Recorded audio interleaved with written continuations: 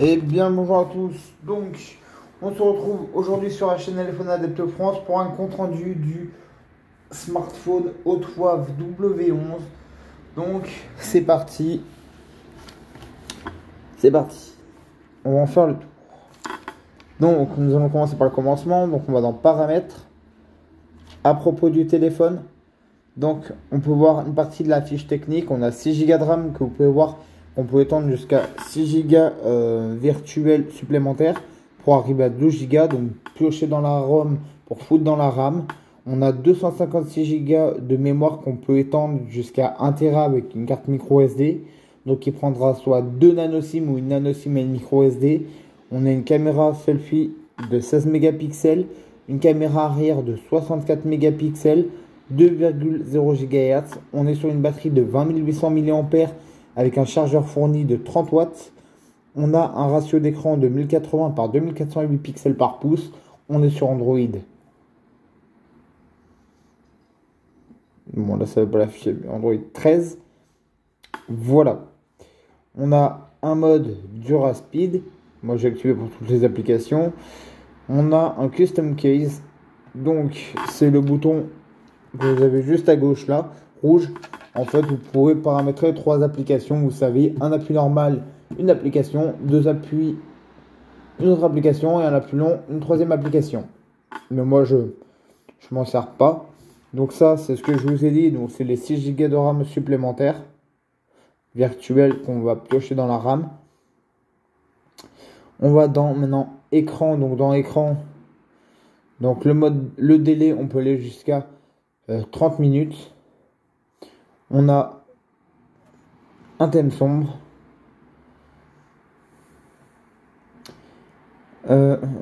Couleur. Donc on a naturel, rehaussé, mode saturé. Moi je reste sur rehaussé. Donc vous pouvez voir qu'il manque quelque chose. Vous allez dire mais il manque quoi? Ben, c'est simple. C'est un smartphone qui est bloqué en 60 Hz. Vous n'aurez pas de taux de rafraîchissement 90 et 120 Hz sur ce modèle. Moins. Eh oui, c'est vraiment dommage.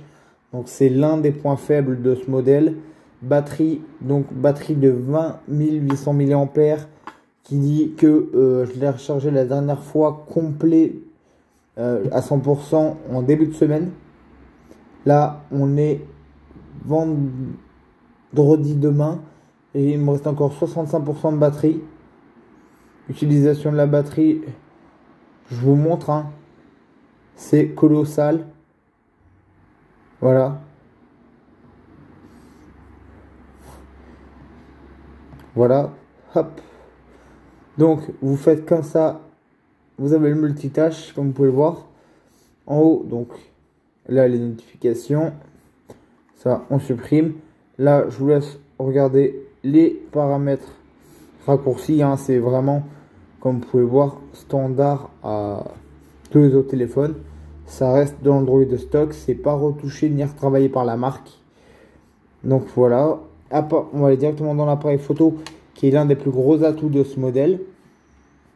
Donc on a un mode noir et blanc, un mode 64 mégapixels. Particularité, c'est qu'on peut zoomer dans le mode jusqu'en 4 fois en 64 mégapixels, qui parfois peut être très pratique. Il n'y a pas beaucoup de modèles où c'est que quand on utilise la totalité des pixels du capteur, on peut zoomer. Là, on peut le faire. Et des fois, c'est très pratique.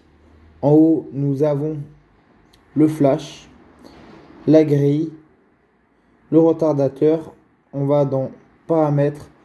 On a un capture mode anti-tremblement. En fait, c'est que quand le téléphone, vous allez appuyer pour faire la capture d'écran de la photo, en fait, ça ne devrait pas trembler de base. Voilà, on a un mode vidéo. Donc, qui dit processeur low cost, donc qui est un Helio G35, dit performance vidéo entrée de gamme. Donc, ça sera du 1080p maximum en 30 images secondes. Ça sera également la même chose en selfie.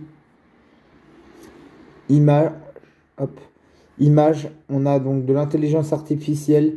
Pareil, le flash, le retardateur, la grille. On a capture mode, voilà. Vous pouvez le voir, filigrane, on peut l'activer, oui ou non. etc.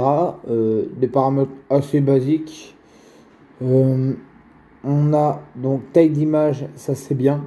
Donc on a du 4 tiers en 16 neuvième ou du 16 neuvième en 12 mégapixels. Et moi je reste en 12 mégapixels.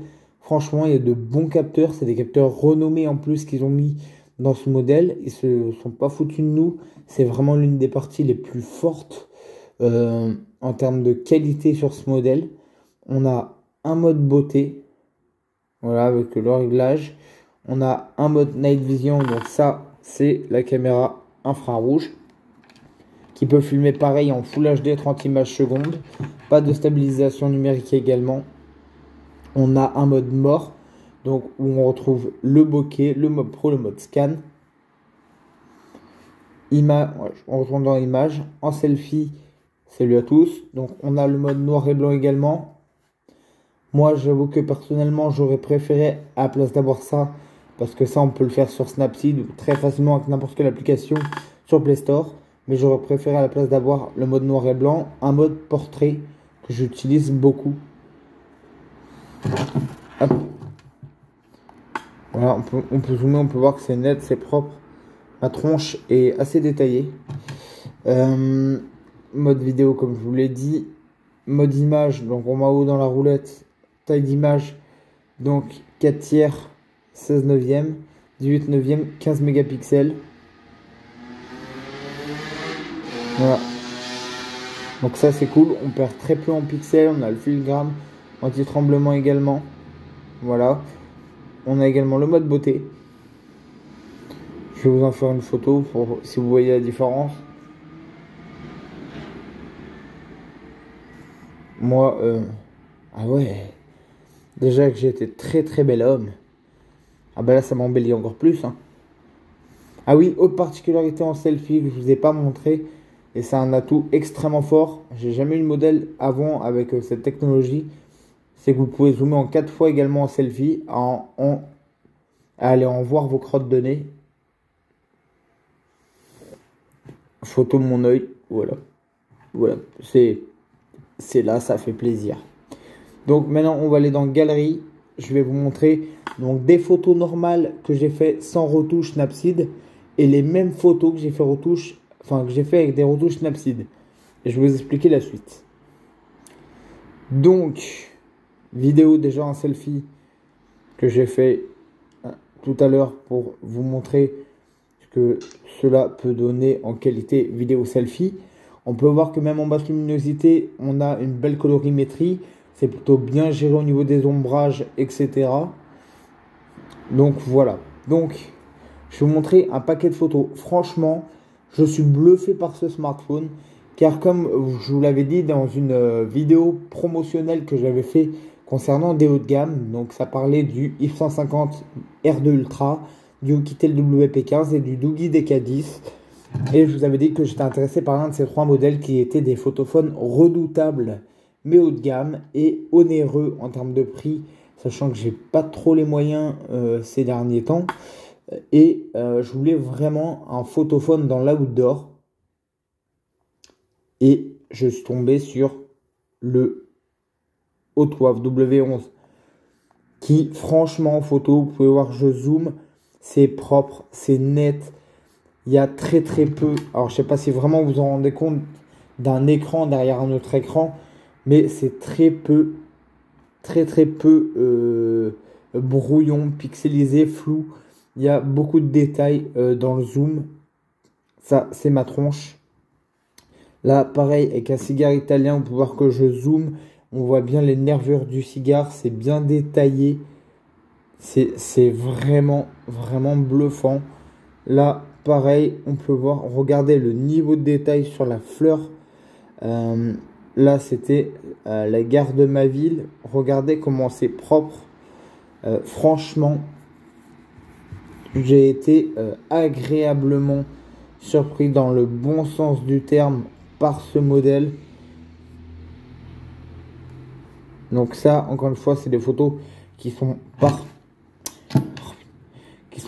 retouchées. Je précise. Donc, hop, je vais vous en montrer quelques-unes d'autres. Je crois que c'est vraiment propre. Hein. Ça gère plutôt pas mal. Et je vais vous montrer les mêmes photos légèrement retravaillées avec Snapseed. Donc, qu'est-ce que je veux dire légèrement retravaillées avec Snapseed? C'est que au niveau des ombrages, voilà, j'ai éclairci les zones sombres et j'ai poussé un peu, légèrement modifié la colorimétrie pour qu'elle soit plus pétante à l'œil, plus vif. Voilà. Mais j'ai pas fait de grosses modifications.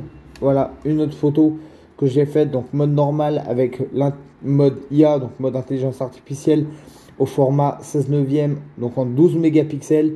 Et regardez-moi cette qualité, sincèrement, regardez-moi cette qualité, ce niveau de netteté, de détail. Et pourtant, j'étais loin hein, du lac. Hein.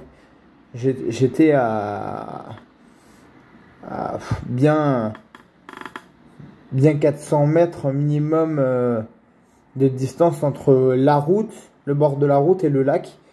Et franchement, regardez-moi ce détail. C'est ultra quali. Donc ça, c'est les boissons énergisantes, aucun rapport.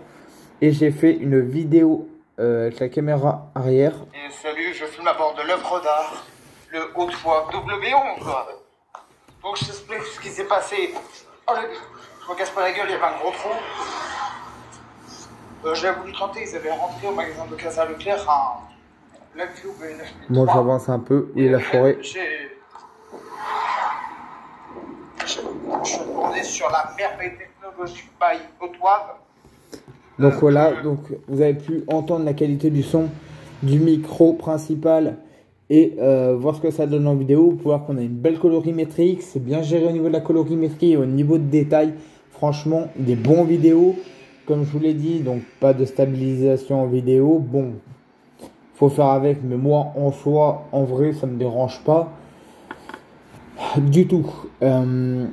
Donc oui, je voulais vous montrer les photos légèrement retouchées avec Snapseed et vous allez voir que franchement c'est magnifique. Comme je vous ai dit, j'ai juste retouché, donc éclairci les zones d'ombrage.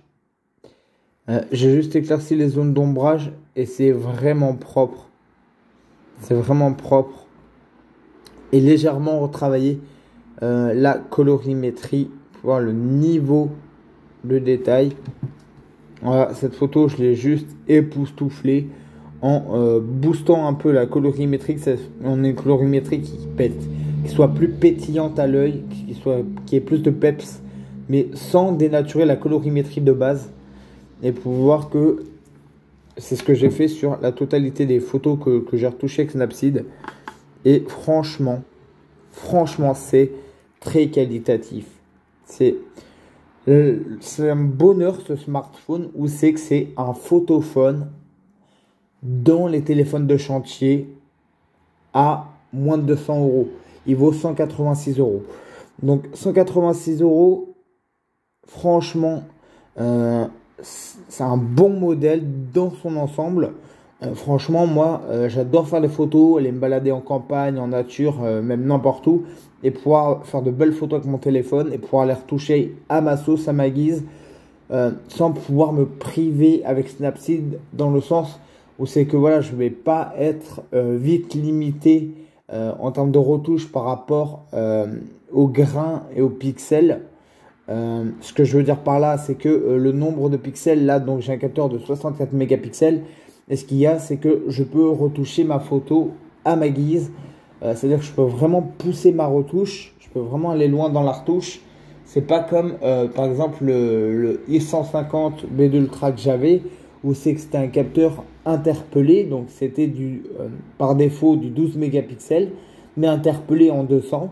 Et qui fait que dès que tu retouchais, dès que tu voulais pousser la netteté par exemple de l'image, eh ben, l'image est devenue très très vite granuleuse, pixelisée. Donc tu étais assez limité dans la retouche. Là, c'est clairement pas le cas. C'est encore une fois, très qualitatif. Vous pouvez le voir. J'invente rien, c'est vraiment propre. Franchement, de ce côté-là, j'ai vraiment été bluffé par la marque. Enfin, voilà, maintenant je vais vous faire écouter la partie du son et après on va faire la conclusion hop, on va faire la conclusion. Pourquoi? Parce que c'est un processeur donc qui est un processeur Helio G35. C'est un processeur low cost. C'est un processeur low cost. Ce qui veut dire que en jeu, eh ben, je vous conseille, si vous voulez jouer avec vos smartphones et si vous voulez ce modèle, de vous canter de Subway Surfer ou de jouer à Candy Crush. Parce que simplement, c'est pas un processeur pour jouer. Même s'il y a le G de gaming, c'est un processeur vraiment low cost. J'ai tenté de jouer à des jeux puissants, très énergivores en termes de demande graphique et en termes de puissance processeur brute, comme des Gangster Nouvelle-Orléans, Gangster Vegas, Call of ou PUBG. Donc PUBG, j'ai pas pu installer sur ce modèle, je sais pas pourquoi. PUBG, il y a un smartphone sur deux où ça veut pas l'installer, je sais pas pourquoi. Call of, donc vous serez en graphique élevé et en taux de rafraîchissement d'images par seconde élevé. C'est jouable, c'est faisable, mais je vous déconseille parce que c'est pas un processeur optimisé pour. C'est pas un smartphone fait pour le gaming. Voilà. Si vous allez au dentiste ou n'importe où, vous faites un petit Candy Crush, encore une fois, ou un Subway Surfer, ou encore un Uno, parce que moi je joue beaucoup à Uno ces derniers temps, ça, il n'y a pas de problème. Des jeux comme ça passera crème, mais je vous déconseille d'installer des jeux milieu de gamme, genre Call of, genre PUBG ou tout. Il m'est arrivé d'installer des jeux comme Rebel Racing, qui est un jeu quand même gourmand, qui est un peu dans l'esprit merde. Ah, comment on appelle ça?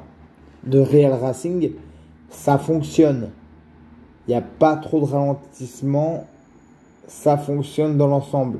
Mais je vous déconseille. C'est pas un processeur qui vraiment sera fait pour. Donc, passez votre chemin si vous comptez jouer à des jeux comme ça avec votre téléphone.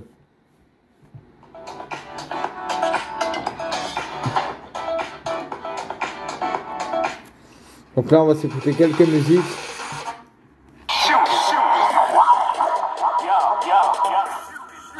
Donc c'est un son mono en 2 watts.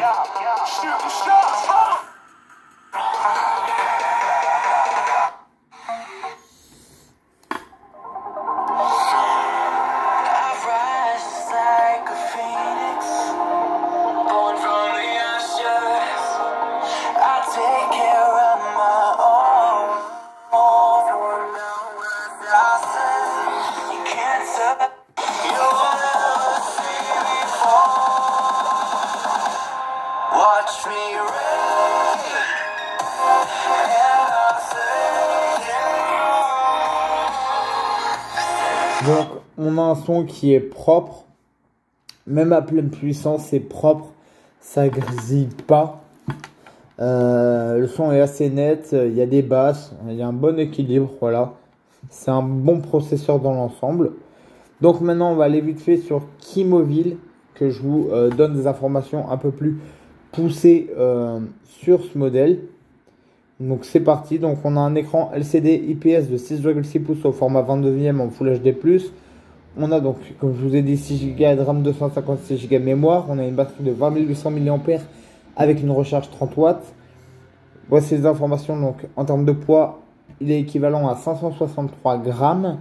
Je vous laisse regarder les dimensions. Donc, c'est ce que je vous ai dit. Sa grosse particularité sur ce modèle, c'est sa qualité photo-vidéo. Donc, je voulais vous donner les informations concernant le nom précis des capteurs. Donc, à l'arrière, c'est un capteur 64 mégapixels qui ouvre à ouverture f1.8 de marque Sony. C'est un modèle qui est renommé, qui sort beaucoup de modèles. C'est le IMX 686 Eximor RS. Et en selfie, c'est un 16 mégapixels à ouverture f2.2.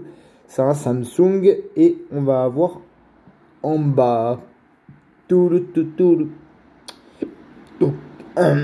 Donc voilà. Donc, ça c'est le Sony. On a donc une deuxième caméra. Donc caméra infrarouge de 20 mégapixels de type Omnivision qui ouvre à f1.8. Donc pareil, 30 images secondes comme vous avez vu en Full HD. Donc La Samsung, c'est une S5K3P3 en selfie, en termes du nom du capteur, et qui ouvre à f2.2. Voilà, petite information.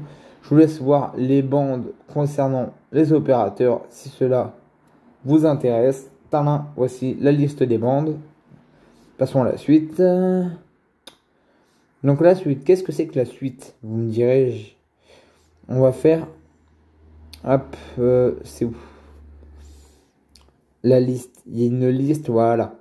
Les capteurs empreinte digitale, capteur de proximité, lumière ambiante, accéléromètre, boussole, gyroscope, thermomètre, gravité, gyroscope. Il a la totale. Je vous montre d'ailleurs le capteur d'empreinte digitale. C'est fluide. En quelques secondes, en 2 secondes, ça fonctionne. Et j'ai fait aussi le selfie avec la reconnaissance faciale qui est tout aussi rapide, tout aussi fluide. Voilà pour ça. Maintenant, je voulais vous montrer donc 2-3 dernières applications. Donc, on a la radio FM, mais qui fonctionnera que avec un casque ou des écouteurs Bluetooth. Il faut savoir que ce smartphone n'a pas de prise de jack. On a un mode simplifié. On a un mode jeu, un mode enfant, mode sécurité.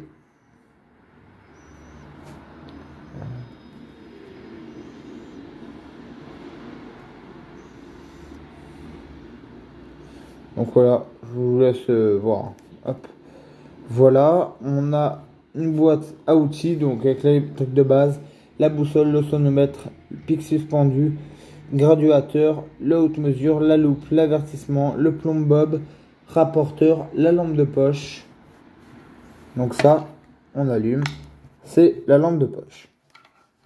On désactive, on sort de là, et on a un mode Camping Light. Donc c'est équivalent à du Fossibot F102, c'est-à-dire qu'en fait à l'arrière vous avez une grosse bande LED et en fait vous allez avoir plusieurs modes. Donc mode low, donc c'est le mode de base. On a un mode qui éclaire moyennement fort et on a un mode qui éclaire très fort à 200 mètres. Voilà. On a un mode stromboscope, donc boîte de nuit comme sur le Fossibot F102, et un mode SOS, donc faites gaffe à vos yeux. Voilà pour ça. Là en bas vous avez le multitâche. Hop, donc le multitâche, vous pouvez voir. Voilà. Qu'est-ce que c'est que je voulais vous montrer d'autre? Il me semble qu'on a fait le tour global et qu'il est temps de venir à la conclusion de ce smartphone. Donc vous avez pu le voir, c'est un très bon modèle, ce Hotwave W11. Est-ce que je vous le conseille? Non. Putain, mais il a dit quasiment que du bien. Pourquoi il dit non? Je viens tout de suite vous répondre. En fait, il y a un modèle qui vient tout juste d'être commercialisé chez Hotwave. Il s'appelle le Hotwave Cyber 15. Donc c'est un milieu de gamme qui est très bon en photo, très bon en vidéo aussi. La marque s'est clairement améliorée sur leur nouveau modèle, sur leurs différentes gammes. Franchement, j'ai été bluffé. Voilà, gros boulot de la marque. Ils ont vraiment appris de leurs erreurs et tout. Franchement, j'ai été choqué dans le bon sens du terme. C'est très quali. Voilà. Sur le traitement logiciel photo-vidéo, franchement, il y a une nette amélioration par rapport à certaines marques chez la concurrence. Enfin bref, passons par rapport à ça.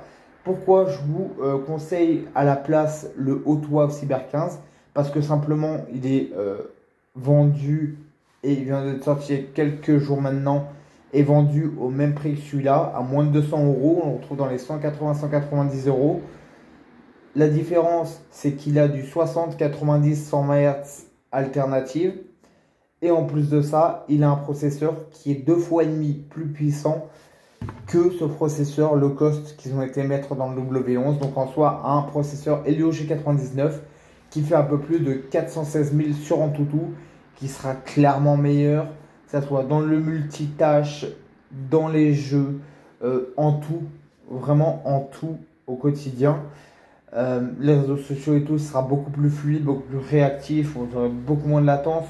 Alors que là, avec ce modèle dans le multitâche, ce matin, j'étais au boulot. Avant d'embaucher et tout, j'étais sur YouTube et j'ai eu un lag. Ça veut dire qu'en fait, j'avais quelques applications, 5-6 applications dans le multitâche et j'étais sur YouTube. Et en fait, sur YouTube, ça m'a mis le logo YouTube. J'étais bloqué sur le logo YouTube. Comme si en fait l'application d'un seul coup avait cessé de fonctionner.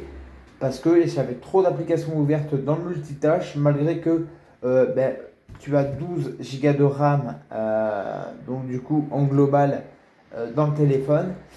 Et ben ça suffit pas. Ça suffit pas. Le processeur, quand tu as trop d'applications d'un coup ouvertes et que c'est un processeur entrée de gamme, même low cost, c'est pour moi le style de processeur qu'on ne devrait plus avoir au jour d'aujourd'hui en 2024 dans un smartphone.